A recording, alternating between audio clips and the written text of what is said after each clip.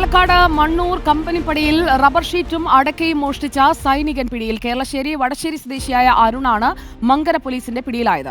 കഴിഞ്ഞ ദിവസമാണ് കമ്പനിപ്പടിയിലെ rubber sheet കടയുടെ പൂട്ടുപൊളിച്ച് മോഷണം നടന്നത്. അവധി കഴിഞ്ഞ് മടങ്ങാനിരിക്കവെയാണ് അരുൺ പിടിയിലായത്. ഇക്ബാൽ അറക്കൽ നമുക്കൊപ്പം ചേരുന്നു.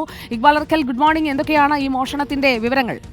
സുജിയ, ഹരീഷ് വേങ്ങശ്ശേരി എന്ന് പറയുന്ന മണ്ണൂർ കമ്പനിപ്പടി സ്വദേശിയുടെ ഉടമസ്ഥതയിലുള്ള റബ്ബർ ഷീറ്റ് കടയിൽ നിന്നാണ് 400 കിലോ റബ്ബർ ഷീറ്റും അതുപോലെ തന്നെ അടക്കിയും കഴിഞ്ഞ ദിവസം മോഷണം പോകുന്നത്.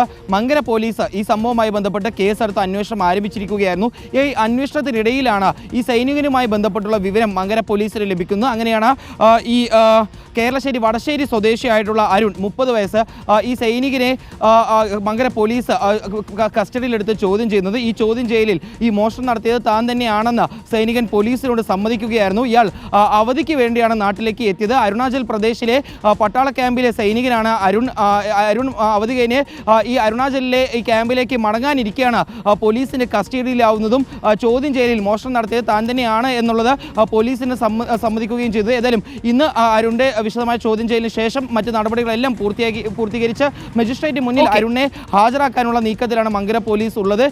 സൈനികനായതുകൊണ്ട് തന്നെ മറ്റ് നടപടികളുണ്ട്. അതുകൂടി പൂർത്തീകരിച്ചതിന് ശേഷമായിരിക്കും അരുണിനെ മജിസ്ട്രേറ്റ് മുന്നിൽ ഹാജരാക്കുക. സുജിയ.